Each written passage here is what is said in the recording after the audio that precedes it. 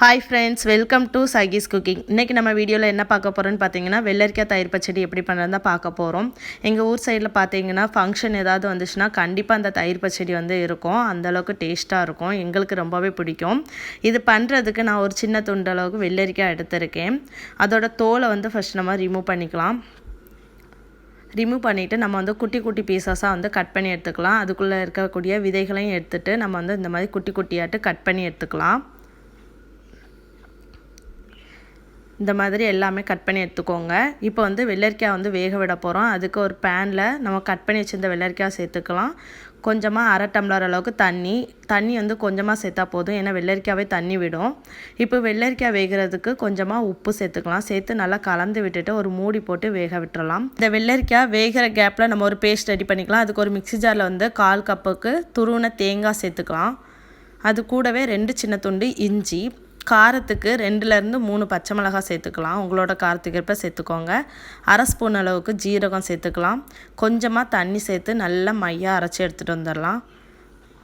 இந்த அளவுக்கு நல்லா மையாக அரைச்சி எடுத்துகிட்டு வந்துடலாம். இப்போ நம்ம வெள்ளரிக்காய் ஓப்பன் பண்ணி பார்க்கலாம். உங்களுக்கே தெரியுது, நல்லாவே அவிஞ்சிடுச்சு. இப்போ நம்ம அரைச்சி வச்ச அந்த பேஸ்ட்டை இதோட சேர்த்துக்கலாம். சேர்த்து நல்லா கலந்து விட்டுக்கோங்க. உப்பு எதுவும் தேவைப்பட்டுச்சுன்னா கொஞ்சமாக சேர்த்துக்கோங்க. நான் கொஞ்சமாக சேர்த்துருக்கேன். சேர்த்து நல்லா கலந்து விட்டுக்கலாம். இது ஒரு கொதி வரணும். இந்த மாதிரி ஒரு கொதி வந்ததும் நம்ம ஸ்டவ் ஆஃப் பண்ணிடலாம். இது சூடு ஆறட்டும். அதுக்கப்புறம் தான் நம்ம தயிர் சேர்க்கணும். சூடு ஆறினதுக்கப்புறமாட்டு நம்ம கட்டியான நல்லா புளிச்ச தயிராட்டு சேர்த்துக்கலாம். புளிச்ச தயிர் சேர்த்தா தான் இந்த தயிர் பச்சடி ரொம்பவே டேஸ்ட்டாக இருக்கும். தயிரை சேர்த்து நல்லா கலந்து விட்டுக்கோங்க. நம்மளோட தயிர் பச்சடி ரெடி ஆயிடுச்சு. இப்போ ஒரு தாளிப்பை கொடுக்கணும்.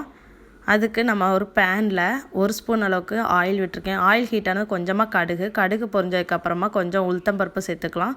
ஒரு காஞ்ச மிளகாய் கிள்ளி போட்டுக்கலாம். கொஞ்சமாக கருவேப்பிலையும் சேர்த்துக்கலாம். சேர்த்துட்டு நம்ம ரெடி பண்ணி வச்சுருந்த தயிர் பச்சடியில் நம்ம ஆட் பண்ணிக்கலாம். நம்மளோட சூப்பரான டேஸ்ட்டான தயிர் பச்சடி ரெடி ஆயிடுச்சு. நீங்களும் இதே மாதிரி செஞ்சு பார்த்துட்டு என்னோட கமெண்ட் பாக்ஸில் கமெண்ட் பண்ணுங்கள். வீடியோ பிடிச்சிருந்தா லைக் பண்ணுங்கள், ஷேர் பண்ணுங்கள், சப்ஸ்கிரைப் பண்ணுங்கள்.